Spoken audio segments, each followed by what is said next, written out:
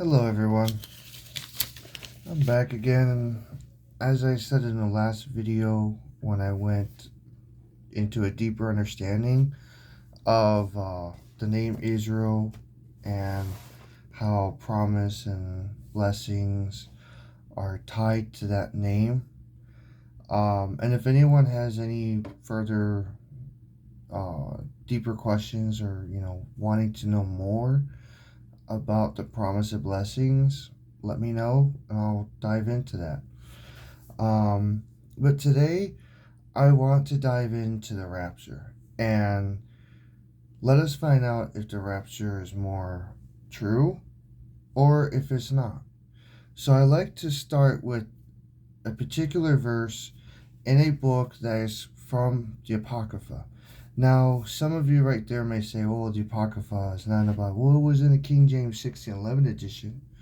And if you research for the Apocrypha books, the earlier Christians and children of Israel, which again, Christians would be children of Israel, um, our forefathers knew of the Apocrypha books, knew of these books, just as Jude knew of the scrolls and scriptures about from Enoch. So we need to accept all these books and not say that these books are not canon just because it wasn't printed in one main book that we call a Bible. Let's understand the facts, and let's understand that there's many more books out there that are part of canon, and they just need to be explained and taught correctly.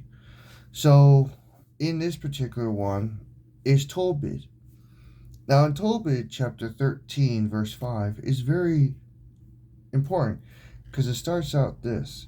It says, the Father will, it says, scourge, which is to judge, us for our, it says, iniquity, which we know would be sinful works against the laws, commandments, and refusing to judge others and ourselves, and will have mercy again, and will gather us out of all nations among where he has scattered us. Now, this is very important because many people were taught after World War II somehow that was the gathering of all children of Israel from nations. Sorry, that's not true.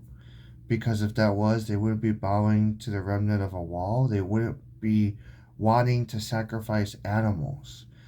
They wouldn't be caring about how they dress.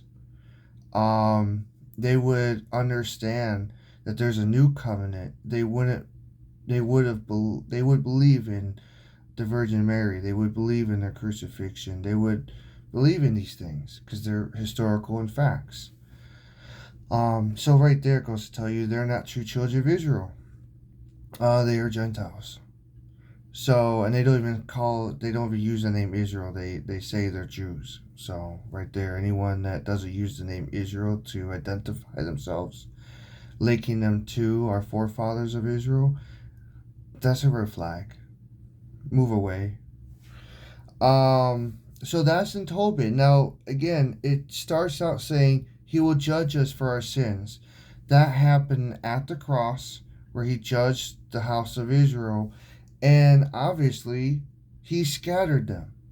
And he says, they not come to bring peace, but a sword to divide. So he scattered us into Gentile nations to where we are captive. We are enslaved under Gentile rulership, which is sinful ways. That's why we're not allowed to do commandments and stuff. Because now we have to fight through it. We fight every day to keep ourselves strong. But is everyone waking up to the truth? Can we fully teach this? Not really, because if he says he puts you in captivity, there's no way you on your own is going to break out of that. Because it's very clear in the other verses we're going to get into. He says, I will gather you.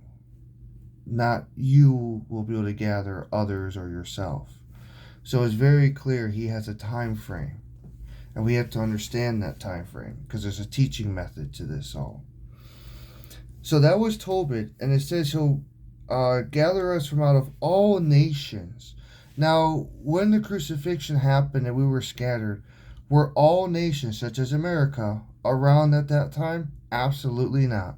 So we can see where it says in Tobit, He will gather us from all nations in which He scattered us.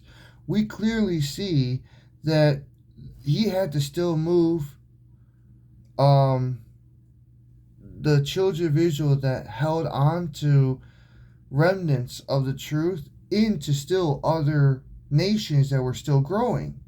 This is a fact. So now in 2027, 26, going into 27, we now see there are more nations than there was during the time of Rome. So we see now we have a better timeline to this. And it doesn't say He's going to gather us into the clouds. He's going to gather us from the nations in which the Gentiles will bear witness. This is not saying they're just going to vanish, because it says no sign for the Gentiles will be witnessed. So they would end up what? Giving up their jobs. What does it say in the Bible? Two are in bed, one leaves. Two are in the field, one leaves. So that means the Gentile that is in the field will be wondering, why are you leaving your job? Why are you leaving your family?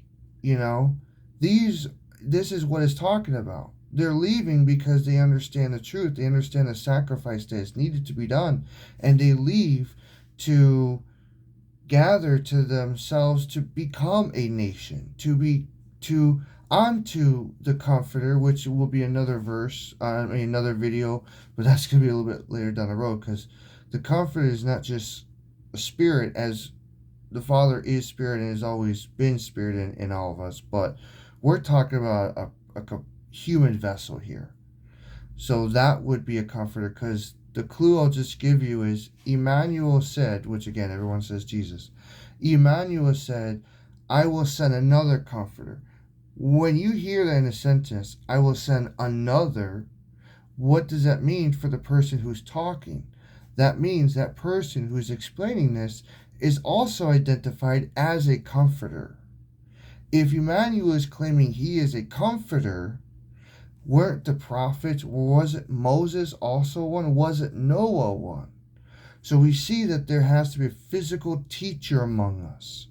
So this whole idea of just going to the clouds and escaping your job, that you need to preach and endure drama, endure conflict, there's no escape. You have to do your job. You have to teach. So first we're going to go into Matthew 12:30. So bear witness, I have a book. So I'm going to go into these books and just bear with me on finding them. Matthew 12:30. So 12:30 is he that is not with me is against me. How are you with him? Well, let's go to Moses, because it said, if you knew Moses, you would know me. So in Moses' teachings, that's our core, our pillar of understanding the Father. So when Emmanuel said, as you to get to the Father is to get to the Son, well, it wasn't just Emmanuel. If you were close to Moses, you were close to the Father. If you were close to the prophets, you're close to the Father. This, as you see me, you see the Father, wasn't just for Emmanuel. When the Father said to Moses, I am that I am, meaning I am one with you, Moses. You are one with me. You are my temple. You are my vessel. I work through you to bear witness unto everyone. That right there was I and the Father are one. So let's understand the facts, please, if we're going to preach the Father's words. So it says, he or they that are not with me is against me. So if you're not with judging others and judging yourself, in order, because you have to judge first, you have to call out what's wrong, right? Before you explain what they need to do that's right and why they need to do it. So you need to tell them what they're doing wrong. That is called judging in the old language according to the Bible. And they that gather not with me scatters abroad. If you're not gathering people onto the words that the prophets spoke and how they spoke things, then you are actually scattering people further away from the truth. It's very important right there. Next we'll go to Ezekiel. We're going to be in Ezekiel for a bit. So let me find that one. Ezekiel 11:17. So 11:17 is, let's see here, 17. Therefore say, thus saith says Lord God, which we can say King of Israel, Father of Israel, plugging in the name Israel. I will even gather you from among the people, meaning Gentiles, right? Nations, and assemble you out of the countries. Again, you could change that to the word nations, where you have been scattered, and I will give you the land of Israel. Meaning, are we talking about the Middle East, like that small sliver? No. It says the land of Israel. We're talking about Abraham's grandson here. So, remember he said to Abraham, wherever you walk shall be yours.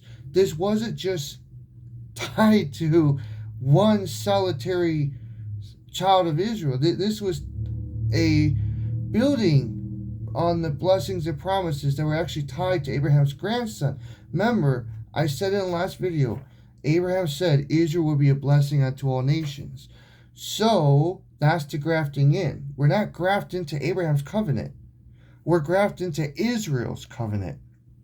Because all the blessings of Abraham, Isaac gave on to his grandson Israel before he sent him on to Laban, his wife's brother, which would be Israel's uncle. So we have to understand how all the blessings that the father gave to Abraham is now tied to the grandson under his name, which is Israel. So it says the land of Israel. You have to figure how far that land was that Joshua took over. He didn't just take over a sliver. Palestine was part of that. Northern Egypt, where Goshen is, that was part of it. Iran, Iraq, Saudi Arabia, all those areas are part of this land, because this land also belonged to Shem first, before Canaan took it by force. So we have to understand the history. There's a lot to go into this. You can't just cherry pick verses. Now, that was 17, and it tells you very clearly that he will not gather you into the clouds. He's going to gather you onto, still in this world, in flesh, onto an area in this world. That's called the Middle East. So that's very important right there. Now we go into 2034. So in 2034, and there's many verses where it says, I will give you the land of Abraham, or I will give you the land that I promised unto your forefathers, things like that. Again, the end game is being away from your flesh. The end game, because remember, he comes back with those that have died. He comes back, so that means they have to take on a fleshly body. 2034. So 2034 Ezekiel. That is, and I will bring you out from the people. Again, same talk as Ezekiel 11:17 and Tobit, by the way. I will bring you out from the Gentiles, and will gather you out of the nations wherein ye were scattered, and with a mighty hand. That would be the Comforter, not in spirit, but as a teacher. He says, "You know me by my what voice?" That means someone has to be speaking. And with a stretched out arm, and with fury poured out. So stretched out arm meaning when the Comforter is teaching, because it says in John, he is to bring all things back to remembrance. What's to be remembered? Just the same thing that was said in Deuteronomy, when the Father told to Moses, I will rise up a prophet like unto you. What was the main thing Moses did that he was known for? Well, not the only main thing, but a big, huge, important thing was he brought back to remembrance the events that were forgotten. 400 years in Egypt, a lot of them forgot the events of Abraham, Adam, and things like that. So he brought the past back to remembrance. So must the Comforter bring the name Israel back to remembrance, bring the events back to remembrance, bring the true understanding of the scriptures back to remembrance. So, and he says, and with fury poured out. So he's speaking in his anger. So don't go and say, oh, well, he's just a loving God. He was always loving. The mere fact that he gives you the truth is a loving concept. If he is silent to you, that means he's very upset. But in this concept, poured out wrath, he is speaking in a time of great hardship, in a time unlike ever before. So fury poured out is what we're seeing in the world with the economy, everything that is getting ready. He's in fury, and he's going to speak in a time soon where almost it seems like there's no hope. And that's what it's saying, in fury. And then we go to Ezekiel 28:25. 28:25. 28:25 is here. Thus saith the King of Israel, Father of Israel, when I shall have gathered the house of Israel. Now, in this context, we must put in the born again house of Israel, because Emmanuel made it very clear, you must be born again, not of water or of blood. You must be born again of knowledge. Pour out the old wine to accept the new wine. This is the wine in that context is the knowledge, the truth. You have to pour something out and accept something that seems new to you, which is really a forgotten thing. So that's why it seems new wine, but it's not new, it's just been forgotten. When I shall have gathered the born again house of Israel from the people, again, Gentile nations, among whom they are scattered, and shall be sanctified in them, and shall, it should be an I shall be sanctified in them in the sight of the Gentiles as heathen. Then shall they dwell in their land, again, whose land? The land that was given to Shem, given to Abraham, and now established in the name Israel.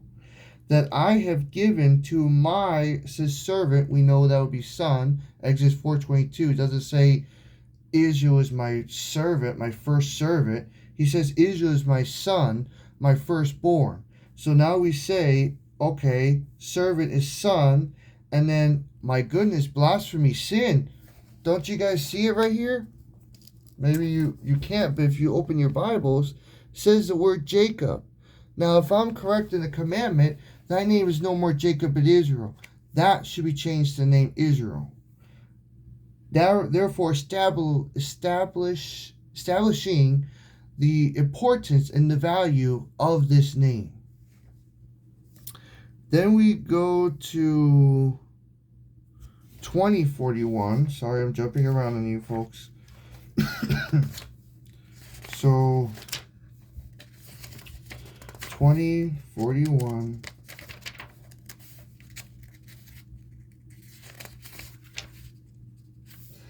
That would be, hold on, 19, here, 2041. And I will accept you with your sweet, is it right, 20? Yeah.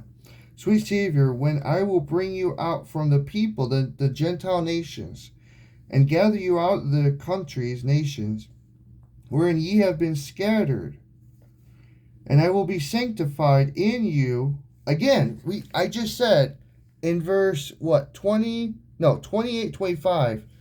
There's no I there in that verse, but we should have an I in that verse in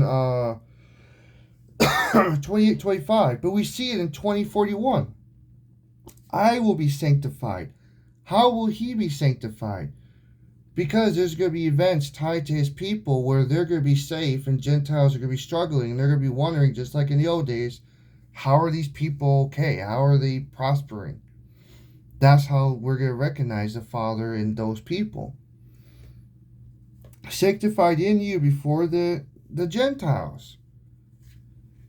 So you can see right there are typos or issues with these sentences. So 20:41 has an I, 28:25 should have an I. I will be sanctified. How? I just told you one part, and then only his people will be able to speak the knowledge, the truth. That's another way that he'll show the sanctification. But these people have to declare the name Israel. No other house name.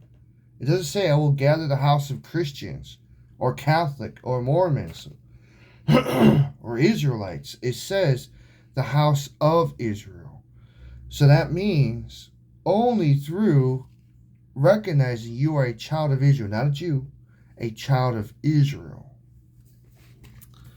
Now we go to Joel 3:2. Oh. Where that one is, that's Job. So it's after Ezekiel, Joel.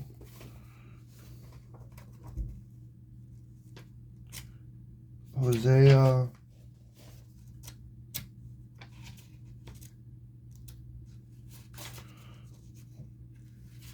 Daniel. I did just see it. I'm sorry. Just give me a little bit of time here. Amos. Okay.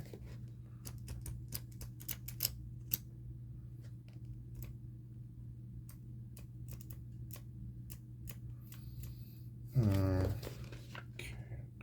I know it's really short, so finding it is not exactly easy. Okay, there's Hosea. There's Daniel. Amos. Must be between here. So it's between Hosea and Amos, Joel. So Joel 3:2. Chapter 2, 3:2.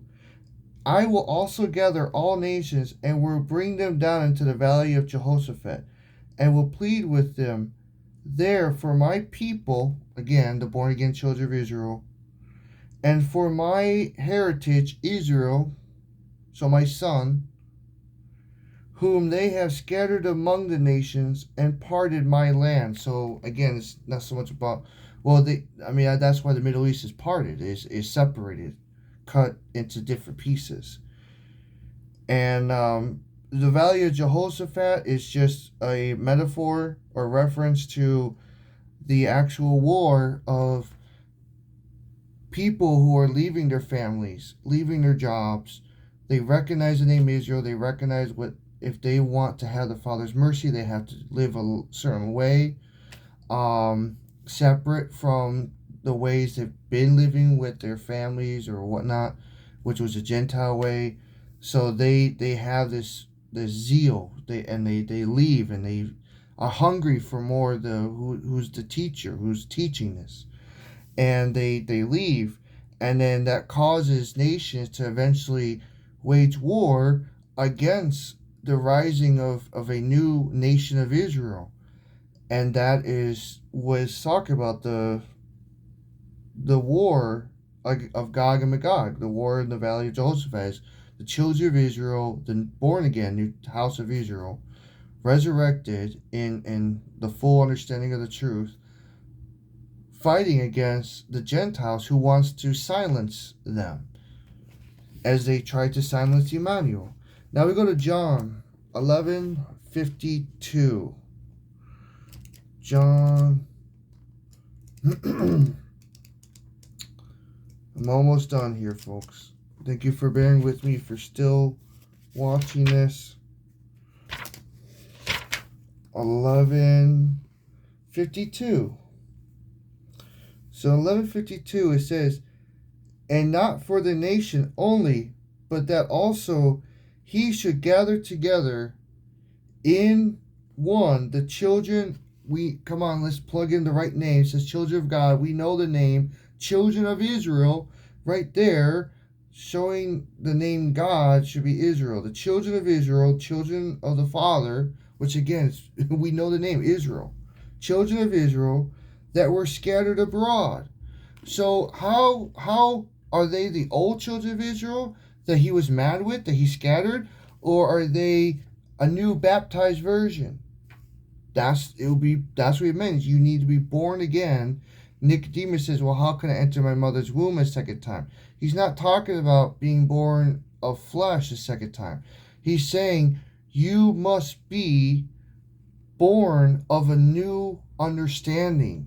Get away from the dead understanding of the Pharisees, of the false teachers of churches, and be born again in the new wine and speak the same words as the prophets, because they understood what it meant. And the word rapture means to be either, taken away or basically to have the zeal to leave from one location to go somewhere else, because you're being taken in the heart and mind, not like taken out of the world. You're being taken from one way of thinking and living to now devoted to a new understanding.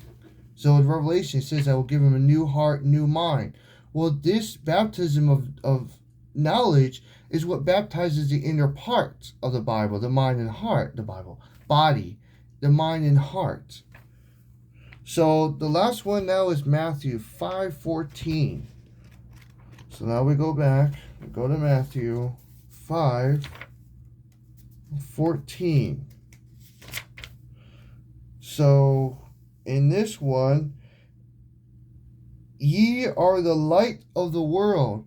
What does this mean? Ye are the light. So he references the children of Israel, those that are born again, are the light. They are the path. They are the way. Not just him alone, but he, meaning the Father, he, not just one vessel of flesh. He, the Father, who's been in vessels of flesh, Moses, Abraham, prophets, all so on and so forth. He says, I was in the world, you knew me not. That means he put his word, which is the Spirit. We know that now. The word is the Spirit. The word is God. And so therefore he was in the bodies of those he spoke out of. So as you saw Isaiah, as you saw Elijah, Enoch, you saw the Father. And the same goes for the Comforter when he comes. Ye are the light of the world, the Gentiles. You are their light, because they're in a state of blindness. A city that is set on a hill cannot be hid. So that means when he gathers his people, the Gentiles are going to see these people, because there's a certain way they're going to be acting, there's a certain way they're going to be living. It's going to be a sudden change, like a flood to them, because it's going to be like, why is everyone now doing something new? What's going on? It's going to happen quick. Not like in 1 second, but it's going to, in quick and it's going to happen. It's not going to slow down. It's going to build and build and build. So the Gentiles are going to see this movement happening. That's a better way of saying a movement. And they're going to be puzzled. They're going to be wondering, why is this happening? What's going on? And they're not going to have an understanding. And eventually the born-again children of Israel will be like a city on a hill. You can't deny anymore. You can't just be ignorant or blind to it. You have to now accept this true teaching that is being remembered. You now have to face the facts that the God has always been the God of Israel, the Father of Israel, the King of Israel. He's always been tied to this name. that was erased from remembrance and must be resurrected into the mind and into the understanding in the hearts of those that want to be grafted in to his covenant, into his promised blessings through that name. So, in my explanation here, is there a rapture where people are just vanishing, meaning those that are supposedly the children of Israel vanishing and just not speaking unto the world, not speaking unto the blind, not speaking? Then how will the heathens, the Gentiles, the nations bear witness to a rise of a people who build a true nation of Israel that engulfs eventually the whole world in a teaching and way of living? Doesn't make sense when you say that they're just going to vanish and now Gentiles are what, left on their own? That doesn't make sense. So whoever taught that just didn't want to be responsible and do their job and didn't want to really judge. They just want to have a scapegoat, a quick way to just not be around to do what they need to do. Because when you really start speaking the truth, you're going to be hated because you're teaching people. Not only are they doing wrong, but now you're telling them they have to change their whole way of thinking and their whole lifestyle. Yeah, not a lot of people are going to take that easy. They're going to fight you.